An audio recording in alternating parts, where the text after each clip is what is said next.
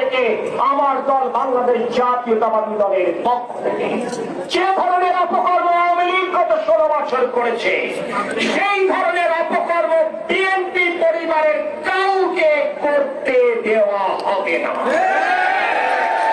আর কেউ যদি ওই ধরনের অপকর্ম করবার চেষ্টা করেন, সেই ব্যক্তি যত বড় নেতাই হন না কেন, বিগত 16 বছর ফ্যাসিবাদ বিরোধী আন্দোলনে আপনার যত বড় ভূমিকায় থাকুক না কেন, আপনি যত বেশি মামলা খান না কেন, আর যতবার কারাগারে যান না কেন, দল আপনার বিরুদ্ধে সাংগঠনিক ব্যবস্থা নিয়ে তুলতে।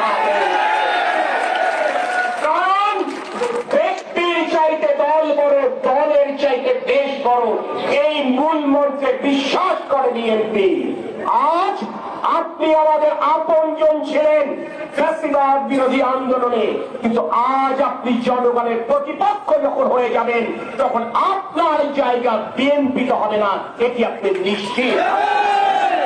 আর এই অপকর্মকারীদেরকে যারা আশ্রয় দেবেন, প্রশ্রয় দেবেন, তাদের জায়গাও ইনশাল্লাহ বিএনপিতে হবে না, এটি আপনারা মনে রাখতে হবে।